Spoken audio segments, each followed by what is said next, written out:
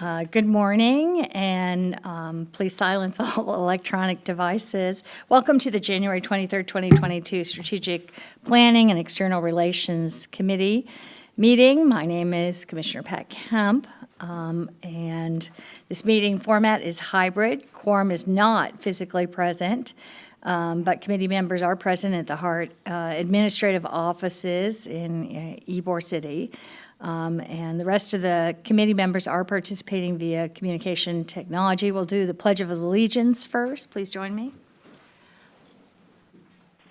I pledge allegiance to the flag of the United States of America and to the republic for which it stands, one nation, under God, indivisible, with liberty and justice for all.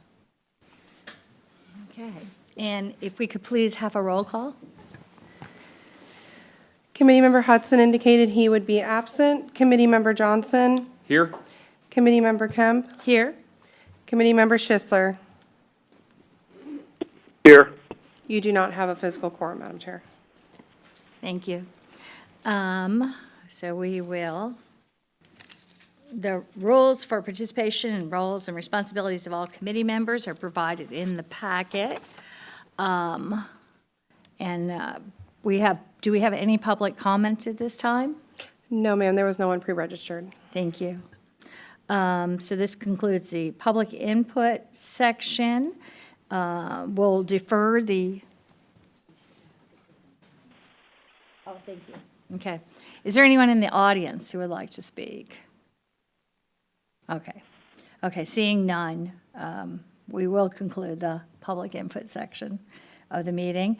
And we are deferring the election of officers for a future meeting when a physical quorum is present. We will not be doing approval of the minutes since we don't have a physical quorum.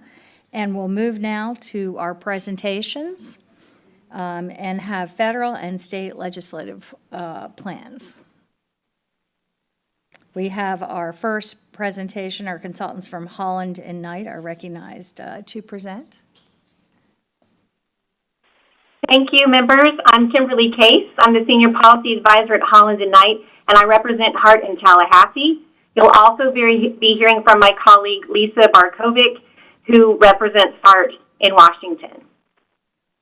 Today, we wanted to provide you with recommendations for HART priorities for both at the state and federal level for you to consider. And before we begin, I wanted to point out that the PowerPoint that you might have in your packet might not be the most up-to-date version, so I'll just highlight those changes to reflect the recent Hillsborough County Commission vote on the plan, the legislative plan that's being sent to the legislature for consideration as far as transportation projects. We reflected that vote in the way that we structured the recommendation. So let's begin with what's happening this week in Tallahassee. This is the final interim legislative committee week. Session will start, they're off the following week in the district, all the legislators are in their respective districts, and then the following week, that Tuesday, we will have the 60-day session, which begins on that Tuesday and then concludes May 5th. The governor has released his budget recommendations, which include $13.4 billion in FDOT's 5-year work program. He also included in his recommendations a project to expedite congestion, which includes $4 billion for transportation projects to relieve congestion, including $354 million for I-275 from 38th to 4th Avenue in Tampa. One of the governor's budget recommendations included a taxpayer refund program for the $570 million in Hillsborough sales tax revenue that was remitted back to the state. The recommendations also included having the remaining unexpended funds, once the refund program has concluded, to be sent to FDOT for transportation projects within Hillsborough County, excluding public transit. So our suggested priorities for this coming legislative session would be the following. We would recommend meeting with members of the Hillsborough delegation, House and Senate budget chairs, leadership, FDOT, and the governor's office to highlight some of the fiscal challenges that HART is facing and identify some of the ways that we're addressing those challenges and any policy and funding strategies that are needed. And then the other piece of that is if the legislature sets up their sales tax refund program for Hillsborough residents, it's very possible it will be a similar structure, then we would suggest seeking support for allowing public transit to be included in the list of Hillsborough transportation projects that FDOT can fund once that program is concluded and there is that remaining balance. So we think that's a good conversation to have, to get in early and have those conversations with all the different parties that are negotiating the budget. The other important piece that we think is important to review is the allocations that will be included in the budget for 2 state competitive grant programs that have been priorities for the governor and the legislature has also strongly supported. Those 2 programs are the Resilient Florida Grant Program and the Florida Job Growth Program. Both of those could assist HART with construction of a heavy maintenance facility. The Resilient Florida Program is a grant program that's housed at the Department of Environmental Protection, and it provides grants for counties and cities to address the impact of chronic flooding and sea level rise. That does require a local match. And given the fact that the heavy maintenance facility is subject to chronic flooding, we think would be a good candidate for the program. We simply need to coordinate with the county on that request. The other program, the competitive grant program to consider, and this would be a little longer view because those programs, those grants are awarded to really finish a project. This grant program is housed at the Florida Department of Economic Opportunity and is an economic development program designed to promote public infrastructure and workforce training across the state. Proposals are reviewed by the Department of Economic Opportunity, Enterprise Florida, and it's used to meet demands for those particular areas. We think that that would be another program that we should consider when looking at the budget. So those are the state priorities we would recommend, and that concludes my portion of the presentation. Thanks, Kim. Good morning, everyone. Lisa Barkova with Holland & Knight. I'm going to cover the federal priorities and agenda for you all. The good news is, and I know you guys have already talked about this, is we finished off 2022 with securing $5 million for the bus stop improvements project. Congresswoman Kathy Castor was a wonderful supporter of HART and really helped to see that project to get over the finish line included in the FY23 Omnibus Appropriations Bill. So now we're starting off the calendar year on a good foot, and we're in the midst of grant and appropriation season. So this is a good time for us to kind of look at HART's priorities and kind of look at how we can maximize all the federal funding options that are out there for HART and set you up for success within those programs. So we know the heavy maintenance facility remains a top priority for HART. HART is looking to submit a raised grant application. Those are due next week, February 28th. We also have looking at bus replacements to maintain a state of good repair. We have, and I'll cover this in our next slide, but we have 2 grant programs that are currently open to kind of think about utilizing both those bus and bus facilities and low to no emission programs to look at funding bus replacements and also being strategic and thinking, do we put one application for bus replacements in with low to no emissions and then also do one more shot for the heavy maintenance facilities? These are things that we are working with your staff to go through. With it being the start of appropriation season, we are getting ready to submit community project funding requests. As you know, this is the new terminology Congress uses instead of earmarks. So that's how we had our bus stop funding project funded last year. That process will open very soon. We're just waiting on guidance from the House of Representatives on what the process will look like for this year. It remains very competitive, with members being able to only seek 10 to 15 projects for funding, limited to 1% of the discretionary budget. And this is just a good way to kind of shepherd those projects that normally are small enough that don't get funded through the federal grant process. So, and then looking at leveraging regional partnerships. And there's a reason why we need to talk about this, because some of the grant opportunities that are out there, there are priorities included in, so to score high, some of the priorities are looking at innovative procurement methods. And so anything that you can do to maybe work with others in terms of reducing customization and putting together maybe joint procurement efforts that produce cost savings, those are things that we're looking at as well. Next slide. So here are the recent release and the upcoming infrastructure grant notices. I mean, we are already over 1 year into the IIJA being signed into law. That's the large bipartisan infrastructure law. So RAISE, you can see, is due next week, February 28th. The bus and bus facilities program, that is $469 million of funding that is available. And the low or no emission vehicle bus opportunity that's open, that's $1.2 billion. So we're looking at close to $1.7 billion of funding, and the RAISE has over $2 billion. So we have some good opportunity to get our projects in and leverage our local dollars on that. Because something to kind of keep in mind on the cost share, the RAISE program requires a 20% match, but for vehicle replacements that are you're replacing with for Clean Air Act or for ADA, the match is smaller.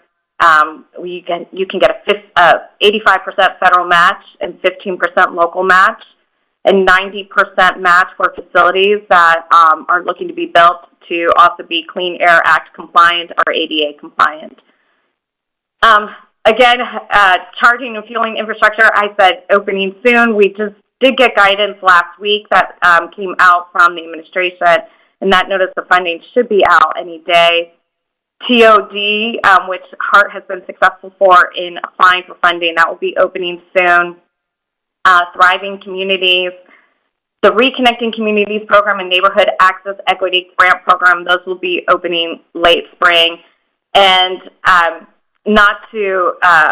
DHS Transit Security Grant Program, that will be opening February 27th. And so I think something to know about the Transit Security Grant Program, this is something that I think can help fund HART, security equipment to keep our buses safer, CCTV efforts.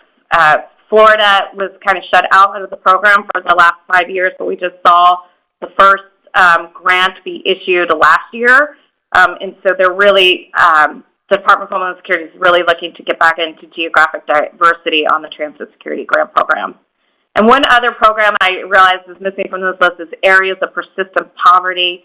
This provides funding for planning and design engineering to improve access in those disadvantaged areas.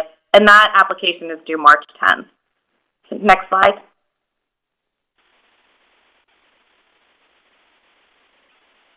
So I talked about the community project funding, and we were successful with that $5 million for bus stop improvements last year. We got to be thinking about what our new projects are, how to also work with our other members of the Hillsborough delegation, Congressman Vern Buchanan, our new Congresswoman Laurel Lee. So we'll be waiting to see what their guidance is from their offices. We do expect, I highlighted this a little bit earlier, but some of the other guidelines, I think $5 million will be hard to get this year. I think they're going to be tightening up the rules and process. So, we're thinking about focusing on projects around $3 million. We have to have community support. They want to see letters. Nobody wants to ask for money where people are going to object to it. So looking at what other projects that we can be focusing on that improve ADA compliance, workforce development, the security equipment and infrastructure, and other transit-related infrastructure improvements like park and ride lots, bus washers, minor improvements at transfer stations. And so those are all kind of things that we can be thinking of. And I would say that process will be opening very soon from our members, and then those applications will be due probably around mid-March, and then it's a year-long process on that. And then, of course, we're all, the APTA Legislative Committee in Washington is upcoming next month, and so we'll also be looking at utilizing that time to advocate for HART before the administration and with our delegation. That is it. Any questions? Any questions? I had this is Gil Okay. Schultz. I had a question. Okay, go ahead. You can. Okay. We have some here. Go ahead. Thank you, Madam Chair. I'm sorry. I'll wait if you need me to. I'll wait. No, it's But fine. if not, I'll go Just go ahead. ahead. I'm sure it's fine. My question, my question is primarily for the state and local. Unfortunately, I'm not in town, so I was not able to read the full context of the governor's letter regarding the budget appropriations. Why, or does anybody have any feeling as to why such a draconian effort to restrict funding avenues to the transportation systems, i.e. HART? Is there anybody got a feel for why this sudden change? No, you're not getting a thing out of all these funds. I don't understand it. You know, we've demonstrated time and time again the need, and we were not getting an opportunity at any of these funding sources. Can anybody explain that in a little better detail? This is Kim. I can't provide better detail, but what I can tell you is that's one of the reasons we think it's important as your advocates to have conversations in Tallahassee to highlight, here are the fiscal challenges we're currently facing. Here's what we're pursuing at the federal level. And depending on what the legislature, if they structure a refund program similar to what the governor outlined, which is, a very good possibility, they work well together on these issues, is if they do that, whatever funds are remaining, those funds will be sent to FDOT, and then FDOT will be funding transportation projects in Hillsborough County. And we think it's a good and prudent conversation to have to say, hey, as you're looking at these projects, please consider transit. Here's why. So it's a story we'd like to tell, and we'd like to do that in Tallahassee this session. But I don't know the reason behind it, but we certainly would want to have conversations with the governor's office and the legislature as they are negotiating the budget and identifying priorities, because we think obviously that if there's a way to get some additional funds for HART after the refund process is over, that we think it's really important that HART, be able to get in line along with all the other transportation projects for the county. Well, I agree, and I would say it's absolutely critical. I mean, do we need to rent a bus and drag everybody up to Tallahassee and take a little army of people up there? I mean, I'm sure Mr. Grand and staff plans on dropping in periodically, but we may need to be thinking of a concerted effort by everybody and anybody that can talk in favor of HART going up there. This is a critical situation.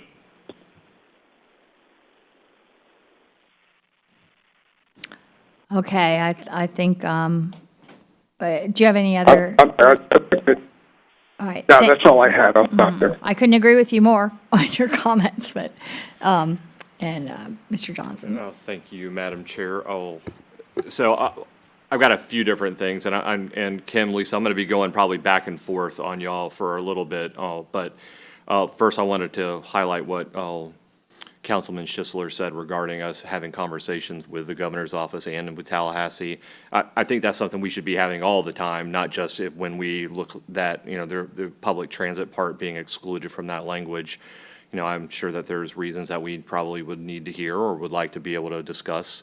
So, I couldn't agree more that we need to be able to be having those conversations. I'm sure Kim's having those conversations for us right now, but it's going to be something where we do need to have these conversations ahead of time, so we're not being surprised by certain two little words from a $570 million line that could really affect us negatively.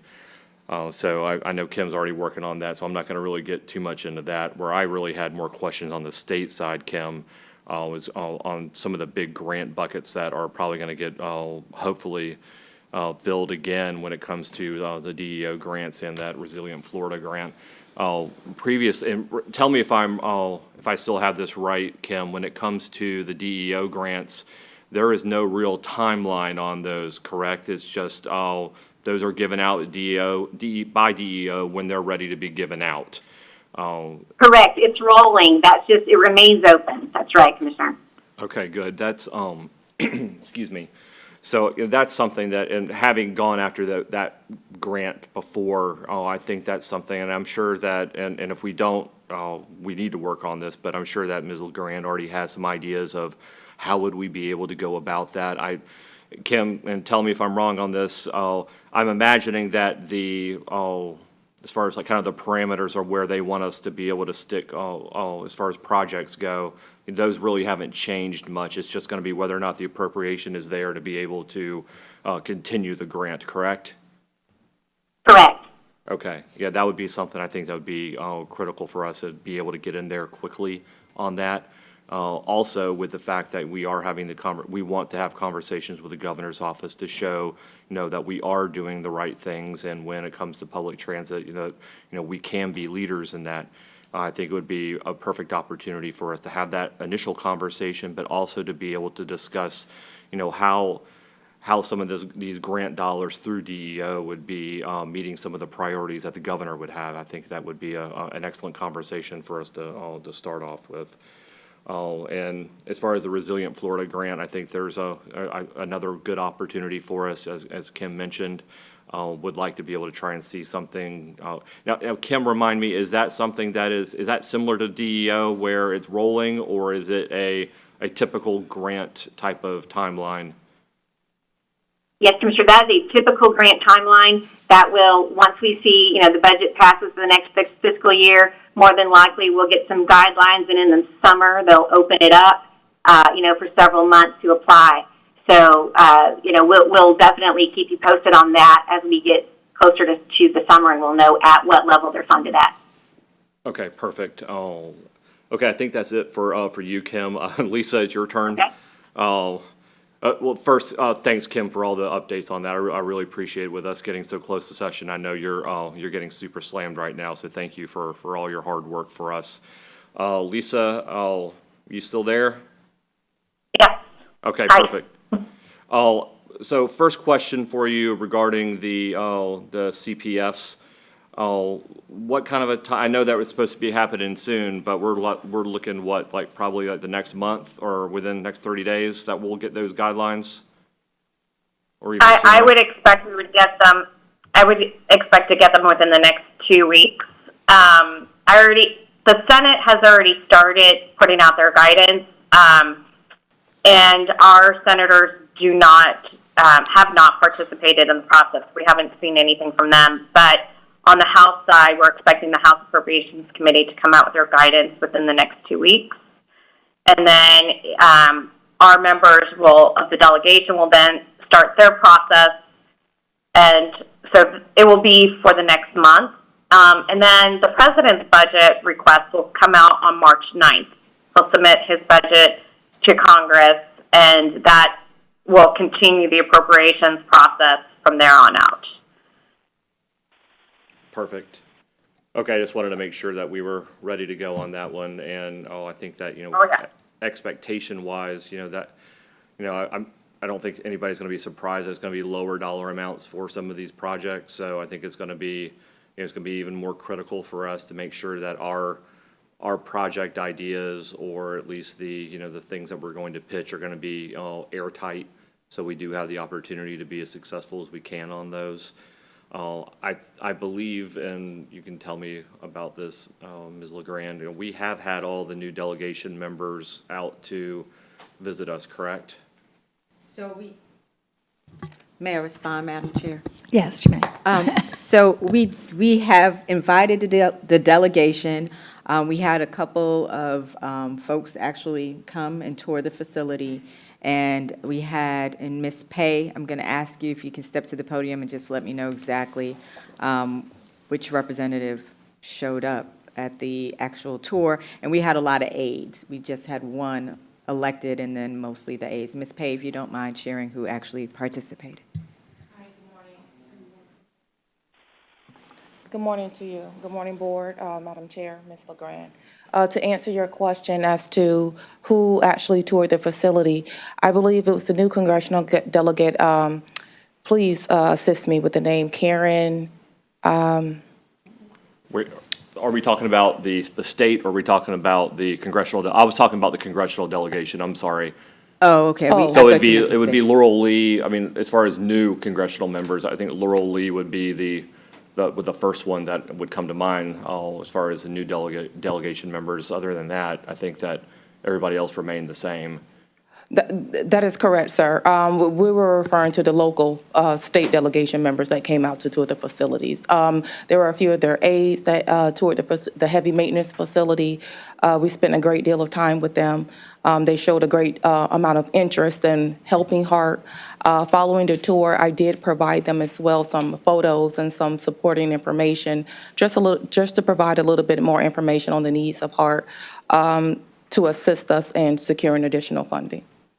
Okay, and maybe I wasn't very clear when I was talking about that, when I was talking through when I was talking about the CPFs, because that would be more of a federal issue where making sure that our delegate, I know, and Congresswoman Castor has probably toured the facility multiple times, and I just want to be able to make sure that, our entire congressional delegation has seen it as well. I think we've got a great story to tell, but as anybody will tell you, being there and seeing everything is going to be critical to be able to do a lot of the projects that we want to talk about, and hopefully we can make sure that everybody's going to be there, have an opportunity when we're submitting the CPFs. Everybody's going to have a chance to be able to look at it, and we'll be able to have support delegation wide, not just from one. We'll obviously have one sponsor for the project, but to be able to have the entire delegation wanting to be able to support that would be excellent. So, Director Johnson, we work closely with Kimberly Case and her team to get the tour set up. So what we can do is continue to work with them, and maybe we do a subsequent tour and open up our invitation wider to focus on the concept that Director Johnson just shared and tie it specifically to those asks. So we can definitely work on that and get that set up. Will do. Yeah, and I think that, and I won't get too much into this, but, that's where, we want to make sure from a strategy standpoint that we are making sure that our delegation is always, abreast of all the issues that we have here, how our facilities are looking, how additional dollars can benefit us and benefit their districts. So I think it's a great idea for us to have those relationships. So when we do have to go do something like a community project as quickly as we have to do, because those timelines are, at least they have been in previous iterations, they're quick turnaround. So they're already going to know everything, and they're going to be, they're going to see that proposal, and they're going to be ready to roll. So I think that'd be something we could work on later on, and, look forward to, if I can ever help with that, obviously, just let me know. I'd be glad to help. So Absolutely. We can definitely work on setting that up. This last tour, Holland and Knight did work with us directly in reaching out to those legislative aides and those congressional members and setting that up with us. So I will continue to work with them and setting up an additional tour as well. great, and we've got a great team with Holland and Knight, and I'm sure that, they're going to help us as much as they can on that, so look forward to that. Last question, and I promise I'll stop talking. Lisa, you had mentioned the DHS grants and that there was that Florida had been shut out in previous rounds. Did I hear that correctly? Yes, you did. So this is part of the larger DHS Preparedness Grant Program. So on February 27th, they provide all of the UWASIs their recommended funding levels, and Tampa is a UWASI region, so that is a leg up for us in there. But the Port Security Grant Program opens on the 27th, Transit Security. But the older, larger rail transit systems tend to be the ones, like so New York, San Francisco, Chicago, they tend to garner a lot of the money for the Transit Security Grant Program. But I will say Senator Rubio is one of those ones that has raised issues with, like, why, this should be open to all of the states. Like, you should be doing geographic diversity in terms of the awards that you're making. So last year we just saw Orlando receive a Transit Security Grant award. I take it might have been Miami. But anyways, we're now seeing awards be made in Florida. So I think that is something we should still try to focus on, since Tampa is a UASI. And the threat level is there for us to seek additional funding. No, that's a great idea. I think that, and I appreciate the list that you have here as far as opportunities for us to be able to go after. I think, everybody knows that, we need to be going through every couch cushion and looking around as much as we can for every possible resource. So, if there are opportunities, let's get in front of them and have the conversations before some of these things open up if we can. And I know that Lisa, Kim, you all are doing doing as much as you can in both Tallahassee and DC. So we appreciate that, and look forward to all the money that I'm sure you're going to be bringing home for us soon. That's all I've got, Madam Chair. I'll stop now. Great, thanks. All good comments we heard. Just for the record, it's Representative Karen Gonzalez Pittman. So just for the record there. I just have, all very good comments. Just, and this might go to Ms. LeGrand, in terms of just sitting there focused on the Operations and Maintenance Center, of which we will do we're applying for a federal grant, again, through the FTA for that. When does that come open to reapply, or is it in process now, or how is that?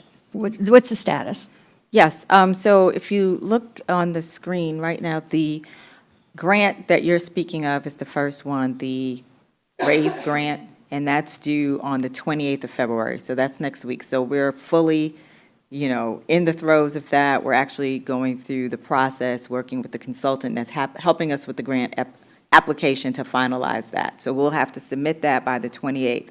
But then if you notice, the bus and bus facilities and the low or no emission vehicle grants, those are also open. They're due in April, mid-April. So we're also working to go after those grants as well. Right? With the understanding that even though we'll submit for the RAISE grant on the 28th, we won't get an announcement, a notification that we received the grant until sometime later in the year. So it's prudent for us to just continue to go after grants and not just wait and hope that we got it. So that's what we're doing.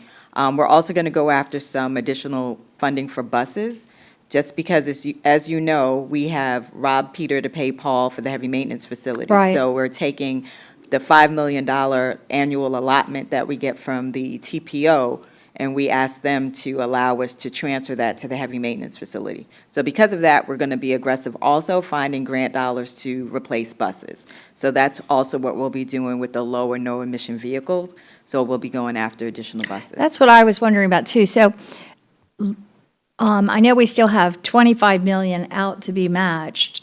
Could we ever get multiple of these grants and then use the TPO money again for buses instead? If we got correct. multiple grants? That is correct. Okay, I wasn't sure.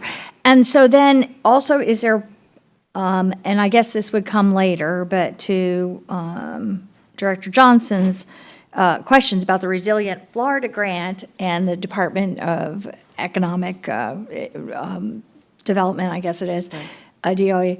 It seems like this would also be a very good possibility with that. So I was wondering, I guess we're going to watch when those grants are we in contact with them? Yes, so, and I want to say, Kimberly, maybe it was, I want to say 2 years ago now, but maybe a year and a half. We actually went up to Tallahassee. We had some conversations to really see, what we could do as it related to the DOE grant and really position ourselves. So this is something that we have been talking about for a while. We do feel like this is an area that we should be aggressive and go after. In addition, as Mr. Johnson said, Director Johnson said, aligning our grant application with the priorities from the governor's office just to help us. And then also talking to some folks who work in this space full-time to get some insight. And Kimberly and her team helped us to schedule a meeting to really talk to some of those consultants, if you will,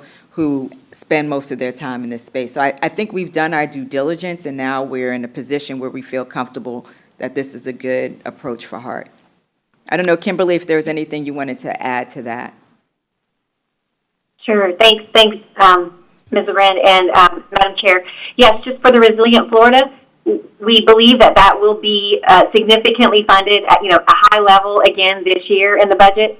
And so once that opens, we'll be having conversations with HART and with DEP to see what we think we could go for, and that would be one that we would need to coordinate with the county. It does have a 20% match. The other program, the Florida Job Growth Grant Program, is usually used to finalize the product. It's finalize the project. It's one of the last funding pieces. So that would be a little further down the road, but we thought it was prudent to have conversations now and just keep the governor's office and the Department of Economic Opportunity updated on how we're progressing with the heavy maintenance facility, because that could be that final funding piece. It does not require a match, and there are significant funds, and as Director Johnson said, that's a rolling program. It's not there's a set time and then it closes. It's been going for several years.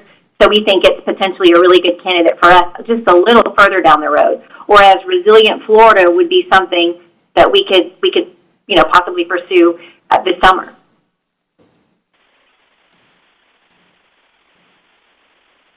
Do we, okay. We can pursue this summer. Oh, okay, I didn't catch quite the last part of it. So, and it just, I think it would be very important also to see what with our congressional delegation, with especially with Congresswoman Lee, because she covers such a large portion of the county, to really focus on seeing from her office the support we might get for any of these projects as well would be very, very helpful. Okay, so I think with that, we're finished with this and can move on. Okay. So, Madam Chair, just quickly, so we're finished with the presentations, and the action items that we'll provide coming back are to address some of the questions. So what we'd like to do, if you guys are comfortable with this, is to add this to the next agenda for the next month, just to make sure that we stay on top of these issues. And then we'd also like to be able to have this conversation at the full board meeting if you find that it's appropriate right now. If not, we can schedule it for another board meeting, but would like to hear your feedback on this approach. I think time is of the essence, Absolutely. particularly with the state legislature. But time is of the essence also to get this money, make these grants, and have, all hands on deck.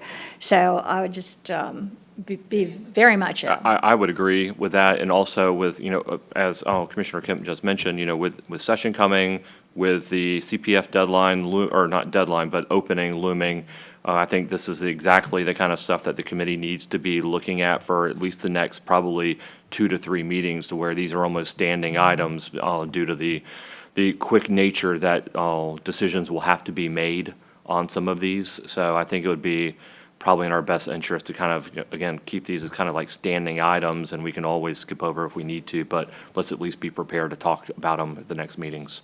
That's Thank you. I think very good too, and really highlight, we have been, but really highlight our needs and really keep focus on that, and I know you have been, the Operations and Maintenance Center, but also I'm very concerned about the fact that we took our vehicle budget, our bus budget, and, are putting that in there. So of course, we have to be looking at that, because we're in desperate need of all those items, both our vehicles and our center. Okay, so with that, I guess that's the total agenda.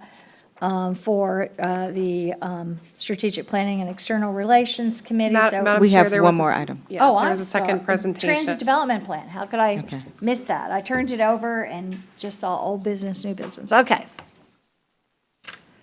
So since we have around 13 minutes left in the meeting, what we thought we would do is just give a high overview of the packet that has been handed out, and then we can bring this topic up again in a future meeting, but just wanted to set some context on what we have here.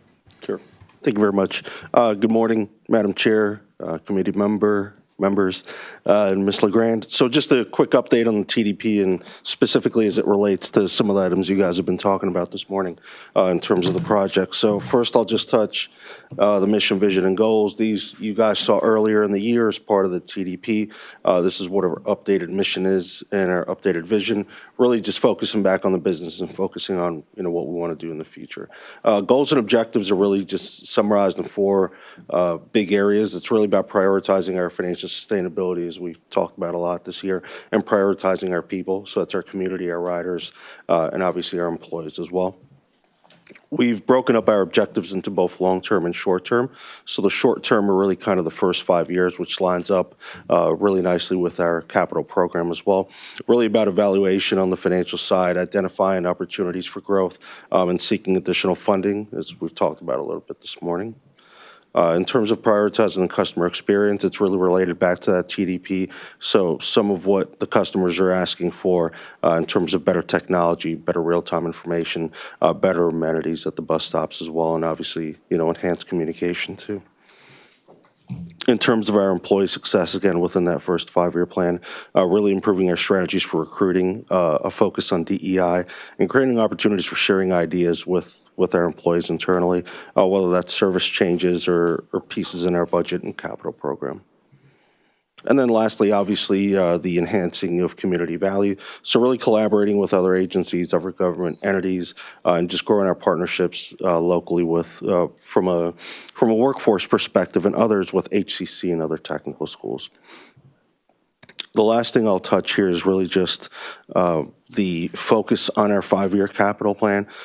So really 70 to 80% of our plan is really focused on a state of good repair on our vehicles and obviously the heavy maintenance facility.